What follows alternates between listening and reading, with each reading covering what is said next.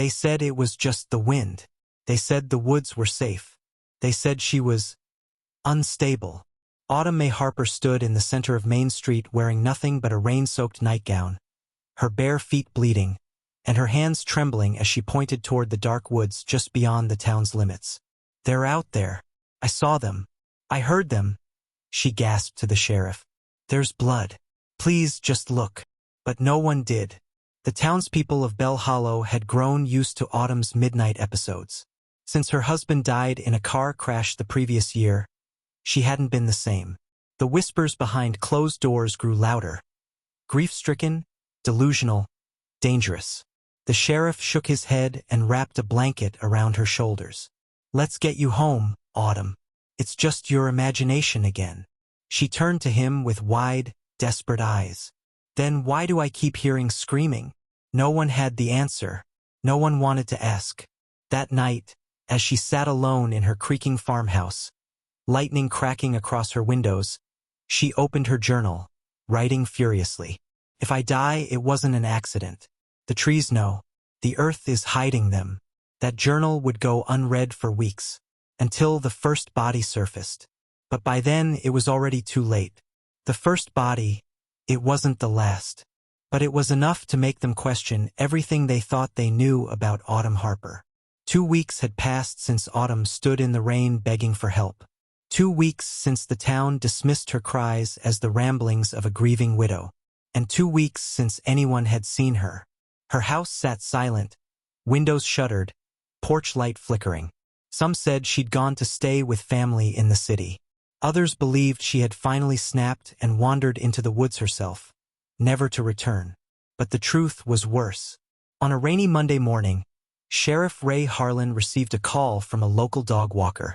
The voice on the phone was trembling. "There's something in the field behind the Harper house. A mound. And it smells awful." The sheriff arrived with a deputy and a shovel. What they uncovered was a nightmare in flesh. A shallow grave. Inside, a teenage girl, wrapped in what looked like an old floral bedsheet. Hands bound, mouth gagged with a red scarf. Worse, she wasn't alone. Within hours, cadaver dogs were combing the property. And the earth gave up more of its secrets. 3 graves, 3 girls, all of them missing persons from nearby towns. None of them ever connected until now. The sheriff stood frozen, rain dripping from his hat, mud caking his boots. "How did we miss this?" he muttered. "How the hell did we miss this?" Because they didn't believe her. Autumn had warned them. She wrote it in her journal. "They took the girls. I heard them crying beneath the roots." The journal was found on her kitchen table, open to the last page. Dated 3 days before she vanished. "He's in the walls. I hear him breathing. And I'm next." No one could explain what that meant. But the walls would tell their own story. And in the silence of that empty farmhouse, something had been watching. Waiting. There are houses that feel like homes, and there are houses that remember screams. Autumn Harper's house was the second kind. After finding the graves behind her property, authorities sealed off the area. The local news swarmed in. The town, once so certain that Autumn was unstable, suddenly turned quiet. But curiosity always outlives guilt. Detective Isla Rowan was brought in from the State Bureau, a fresh pair of eyes with a background in psychological profiling. The first time she stepped into the Harper house, something felt off. "It's too quiet," she whispered, scanning the entryway. Even for a home without its owner. The wallpaper peeled in jagged curls. The air carried a smell, not rot, but damp wood and something metallic. The living room had a bookshelf lined with old medical journals. On the coffee table, a photograph of Autumn and her late husband, Mitchell Harper.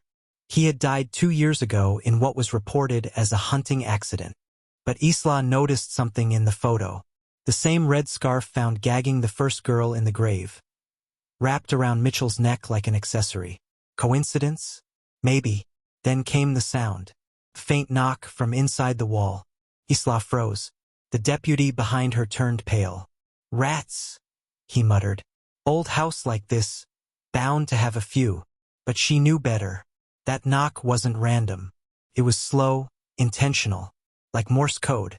Knock, knock, knock, pause, knock, knock, knock. She pressed her ear to the plaster.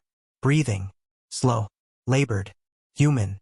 They brought in a structural team. Behind the wall in the basement, they found a sealed chamber. Reinforced, soundproofed, no windows, no light, and in that chamber, a single mattress. Blood-stained restraints bolted into the concrete. Scrawled into the wall with something dark and crusted. She begged me not to tell. At that moment, Isla realized this wasn't just Autumn's tragedy. This was someone's secret, preserved behind layers of silence. And Autumn had tried to expose it, but she was screaming into a town that refused to listen. As night fell, Isla sat alone in the basement, voice recorder in hand. This wasn't insanity, she said softly. This was survival. The question wasn't who had done this. It was how many people had known and looked away, and somewhere in the dark, something still lingered. They buried their guilt beneath manicured lawns and white picket fences. But the earth remembered what they tried to forget. The town of Elmridge was no stranger to secrets. But what Detective Isla Rowan was beginning to uncover went beyond oversight. It was complicity. In the files found in Autumn Harper's locked drawer, hidden beneath a false panel, were photographs, old, faded, and haunting. Each one showed a young girl, eyes wide, smiles forced, all photographed beside one man, Mitchell Harper, Autumn's husband. But that wasn't the most chilling part. In the margins of every photograph, someone had written a date and a name, all different, all female, and all missing. 7 girls, Isla whispered, flipping through the photos. 7 families who never got closure. Some of them had vanished before Autumn even moved into town. Some disappeared afterward. But one girl stood out, Grace Holloway.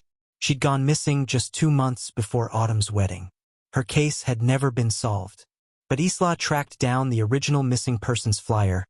Grace's last known photo showed her wearing a distinct necklace, a tiny silver locket shaped like a crescent moon. Hours later, the locket turned up, tangled in weeds, deep in the Harper property, at the base of the 3rd shallow grave. This wasn't a coincidence, Isla said into her recorder. This was a hunting ground. Autumn must have known. She'd begun documenting the disappearances herself, filing newspaper clippings and handwritten notes that pointed to something far more sinister. A network. A ring of silence that spread beyond her own husband. She'd written a name repeatedly in her journal. Pastor Dale Whitmore. A man the town revered. The man who married Autumn and Mitchell. The man who gave the eulogy at Mitchell's funeral. The man who had keys to every building in town, including the old school basement where 2 of the missing girls were last seen. But the town had never questioned him. Because he delivered Sunday service with a smile and a steady voice. Because his son was the sheriff. Because his family had lived in Elmridge for generations. Who do you call? Isla asked herself. When the monsters were the masks of men you trust, the next step was clear. She needed to confront Pastor Whitmore. Not at the church. Not in public.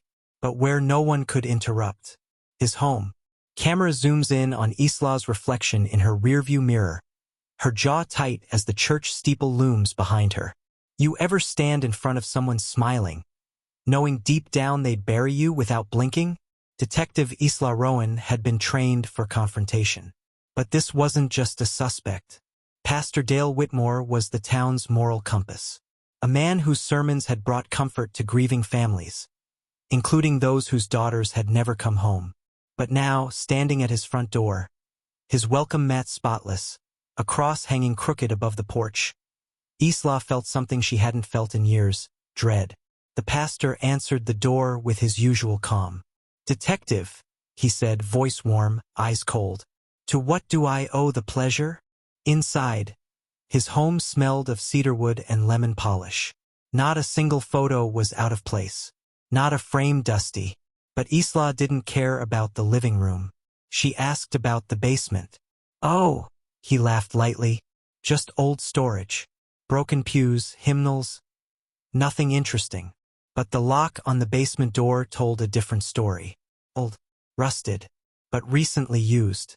Mind if I take a look? There's nothing down there for you, detective. That's exactly why I need to see it. He hesitated, smile stiffening. But eventually the key was produced. As Isla stepped onto the basement stairs, her flashlight beam caught on thick cobwebs, stacked boxes, and then something metallic. A narrow metal cabinet, not part of any church, creaked when she opened it. Inside, lined up like evidence trophies, were items no one should have. A girl's ballet slipper, mud-caked, with a name stitched inside. A pink plastic bracelet. An inhaler. Each item bagged, labeled with dates that matched missing person reports. He kept souvenirs, Isla whispered. He didn't just bury secrets.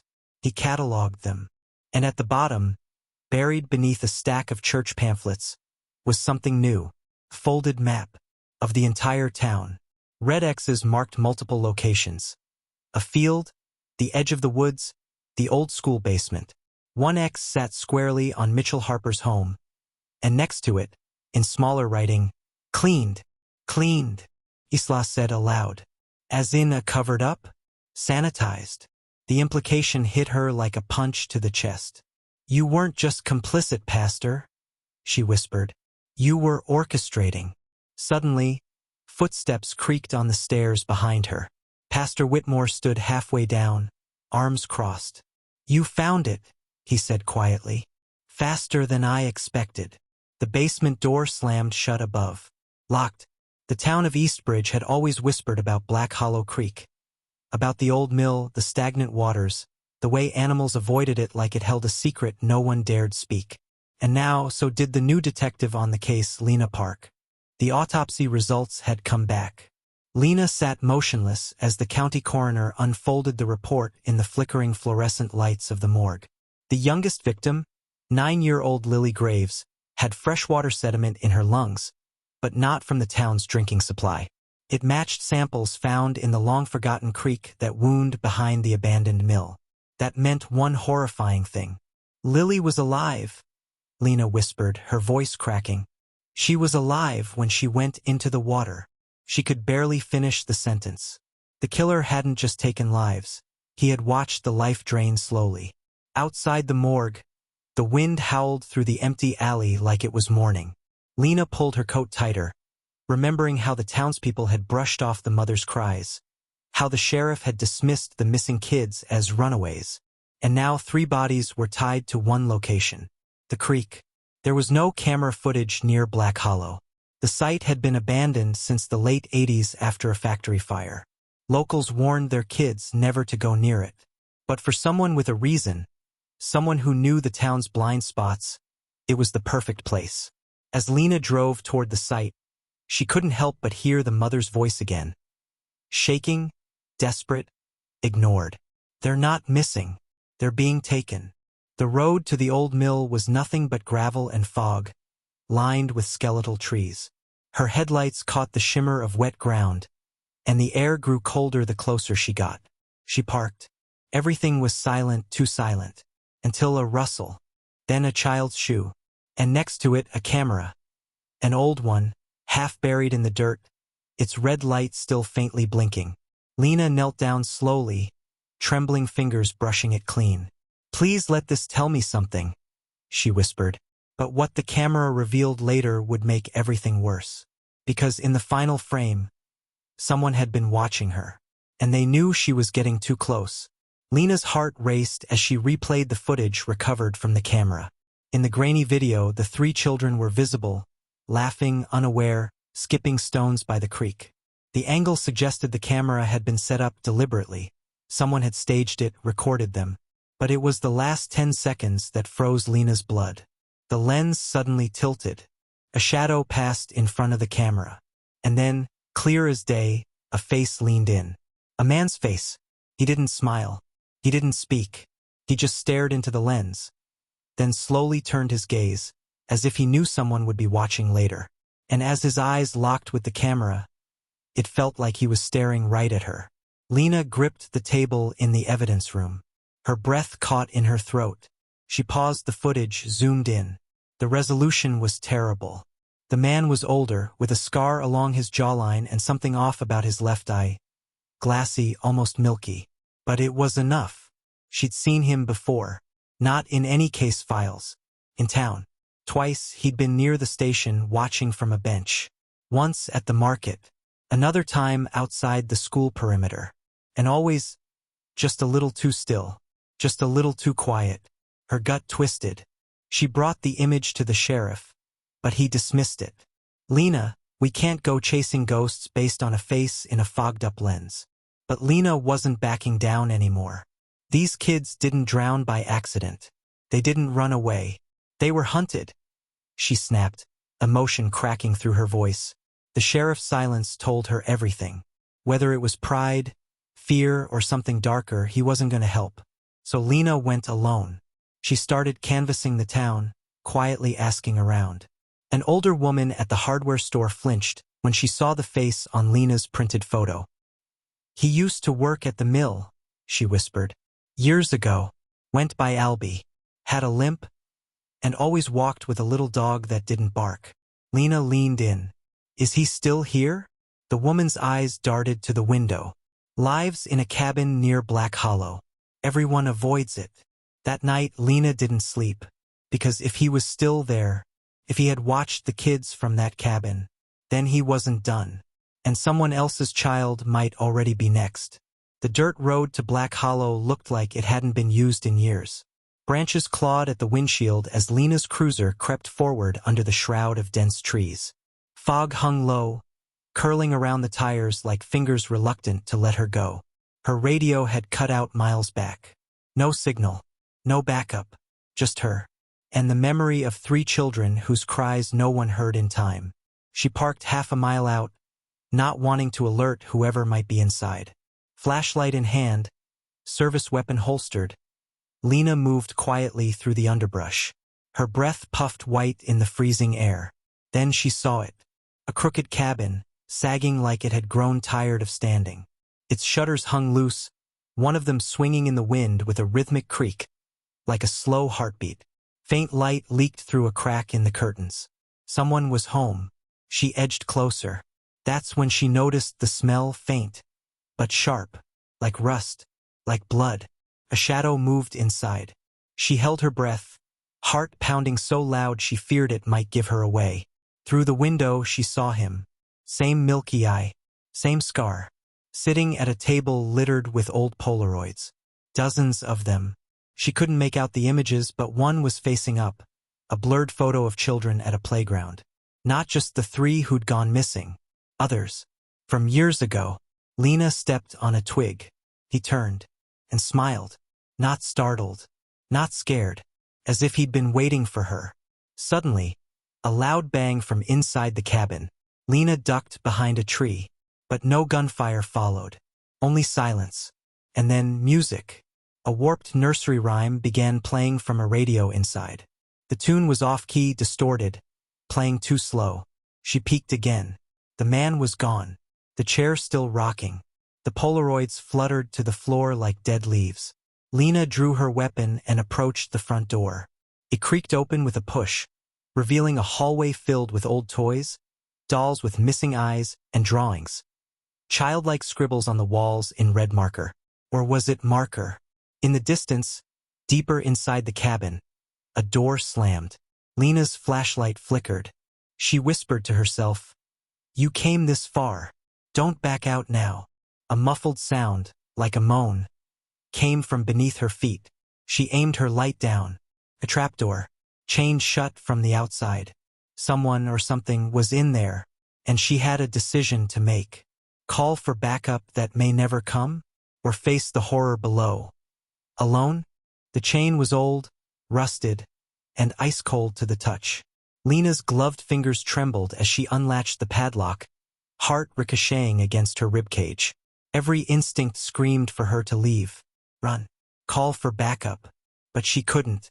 Not with that sound coming from below. That soft, wounded moan. Like a child calling out from a nightmare no one ever woke them from. She slid the chain loose, the heavy clatter echoing louder than she expected. The trapdoor groaned as it lifted. A rush of fetid air hit her, Wet earth, mildew, and something unmistakable. Decay. Her flashlight cut into the blackness, revealing a steep, narrow staircase descending into dirt and shadow. Lena steadied her breath, drew her weapon, and began her descent. Each step creaked. The walls pressed in. The air was thick and damp, clinging to her skin like grief.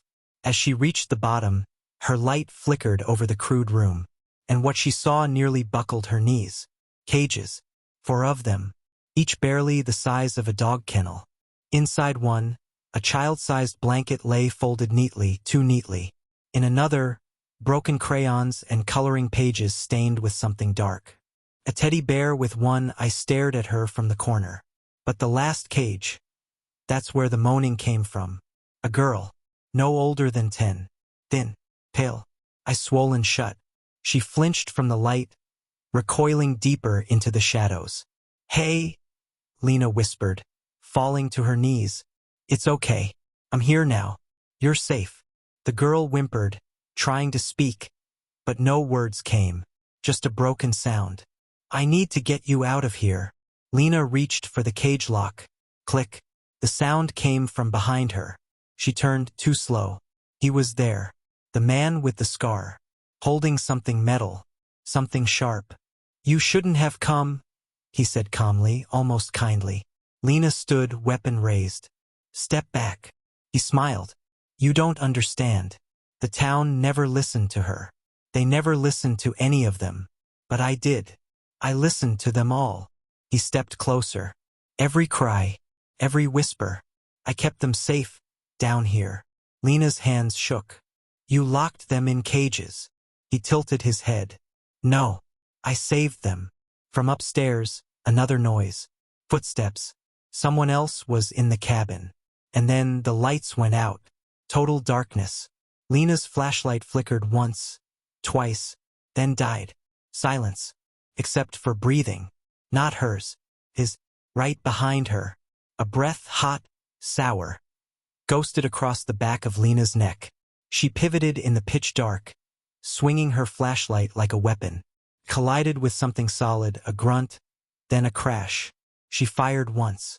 The muzzle flash illuminated the horror for half a second. The man with the scar was gone. Scrambling, Lena reached for her backup light. It flicked on just as she heard the girl cry out behind her. She turned, still there, still in the cage, eyes wide with terror.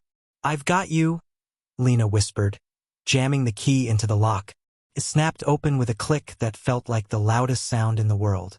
The girl fell into her arms, trembling, unable to speak, just sobbing. Lena cradled her, shielding her with her body as more footsteps stormed down the stairs. "Lena!" Officer Deke's voice boomed. "Hands up, wait! It's her!" More lights. Guns. The other officers flooded in. They secured the room, checked every inch. But the man was gone, vanished through some tunnel only he knew. They took photos of the cages, the crude drawings on the walls, the journal scrawled with the names of girls the town had forgotten. And that was the worst part. Each name was real. Each one matched a missing persons report closed years ago. Deemed runaway or troubled, or dismissed with a shrug. They hadn't run. They'd been here, beneath the town that ignored every warning sign. Back at the precinct, Lena sat beside the rescued girl, who finally gave her name, Tess. Her voice was gravelly, barely above a whisper. "He said the town didn't deserve to know," Tess murmured, clinging to Lena's hand. "He said they ignored the cries, so he made them stop." Lena's eyes burned, not from tears, but fury. This wasn't just one man's crime. It was a town's failure. The news broke within hours. The headlines screamed, "Cages beneath cabin. Girl found alive after disappearance." People wept. Others denied. But the evidence was undeniable. Vigils lit up the streets. Names long buried were spoken again. Families gathered, some for justice, others for closure. And Lena? She stood at the edge of the town square that night, candles glowing around her, and whispered, "I should have heard her sooner." If you want more emotionally gripping, suspense-filled true crime content, subscribe to The Veil of Secret. where every whisper, every clue, and every untold truth comes to light.